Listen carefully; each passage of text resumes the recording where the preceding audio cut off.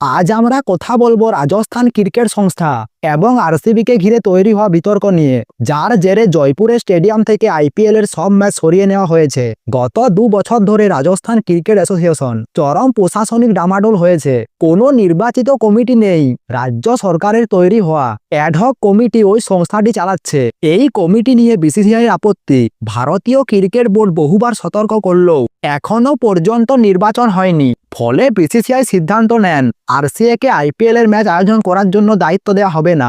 শেষ চেষ্টা হিসেবে রাজস্থান সরকারের নিযুক্ত অ্যাডহক কমিটির প্রধান দীনদয়াল, তার নেতৃত্বে বিসিসিআই এবং আইপিএল কর্তৃপক্ষকে একটি চিঠি পাঠানো হয়। চিঠিতে বলা হয়েছে আইপিএল কর্তৃপক্ষ এবং বোর্ডের সব নির্দেশ তারা মানবে। সব পক্ষের সঙ্গে তারা সমন্বয় করে কাজ করতে চায়।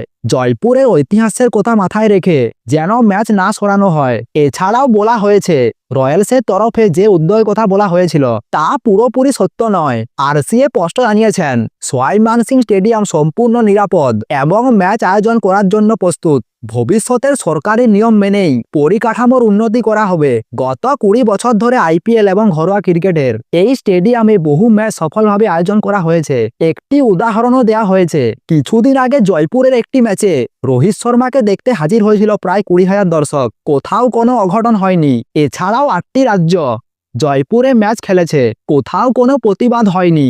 এই পরিস্থিতিতে বিকল্প মাঠ হিসেবে ইতিমধ্যে পুনে স্টেডিয়াম পরিদর্শন করেছেন রাজস্থান রয়্যালসের কর্তারা। প্রয়োজনে পুনেতে হতে পারে তাদের হোম ম্যাচ। একই মাঠ দেখে গেছেন বেঙ্গালুরুর কর্তারা। চিন্নাস্বামী স্টেডিয়াম নিয়ে অনিশ্চয়তা রয়েছে, তবে সবকিছু ঠিকঠাক হলে জয়পুরের রাজস্থানেই খেলা হওয়ার সম্ভাবনা বেশি। বিসিসিআই গত কয়েক বছর ধরে আরসিএকে নির্বাচন করে কমিটি গঠনের নির্দেশ দিয়েছেন। নিলামের দিন আবুধাবিতে আইপিএল এর চেয়ারম্যান স্পষ্ট ইঙ্গিত দিয়েছেন প্রশাসনিক সমস্যার সমাধান না হলে কড়া সিদ্ধান্ত নিতেই হবে। এখন একটাই প্রশ্ন, শেষ পর্যন্ত জয়পুরে কি আইপিএল এর ম্যাচ হতে পারে, নাকি রাজস্থান রয়্যালসের হোম ম্যাচ হবে অন্য শহরে? আপনাদের মতামত কি কমেন্টে জানাতে ভুলবেন না।